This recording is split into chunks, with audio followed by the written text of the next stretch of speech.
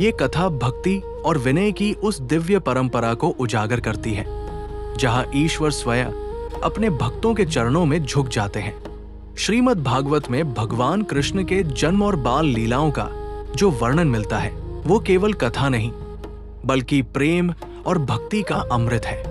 मान्यता है कि किसी देवता के लिए भगवान को उनके बाल रूप में देख पाना अत्यंत दुर्लभ सौभाग्य है। स्वयं देवता भी इसके लिए युगों तक प्रतीक्षा करते हैं। एक प्रसिद्ध कथा के अनुसार भगवान शिव योगी का वेश धारण कर गोकुल आए थे ताकि वे बालकृष्ण के दर्शन कर सके। कृष्ण के कोमल रूप, उनकी निश्चल मुस्कान और बाल सुलभ चंचलता को देखकर शिव भाव विभोर हो गए।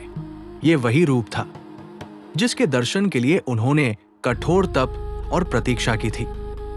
किंतु इस घटना से जुड़ा एक और अद्भुत प्रसंग भी है जिसे बहुत कम लोग जानते हैं। ऋषि नारद ने देखा कि भगवान शिव और भगवान कृष्ण दोनों ही एक दूसरे को भगवान कहकर संबोधित कर रहे हैं और स्वयं को दूसरे का भक्त बता रहे हैं।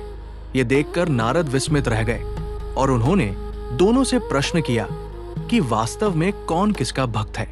तब भगवान शिव ने नम्रता से कहा कि वे सदा से श्री कृष्ण के भक्त हैं और हर अवतार में उन्होंने सेवक बनकर उनकी सेवा की है। वे स्वयं को कृष्ण का सबसे बड़ा भक्त मानते हैं। ये सुनकर भगवान कृष्ण मुस्कुराए और प्रेम से बोले, यदि शिव मेरे भक्त है तो मैं स्वतः ही शिव का भक्त हुआ। ये सुनकर नारद की आंखों से आनंद के आंसू बहने लगे। ये संवाद हमें सिखाता है कि सच्ची भक्ति में कोई बड़ा या छोटा नहीं होता, वहां केवल प्रेम और समर्पण होता है। यही कारण है कि जहां शिव को देवों के देव कहा जाता है, वही श्री कृष्ण को भक्तों के भक्त कहा गया है। अगर ये प्रसंग अच्छा लगा हो तो चैनल को सब्सक्राइब करें और वीडियो को लाइक करें।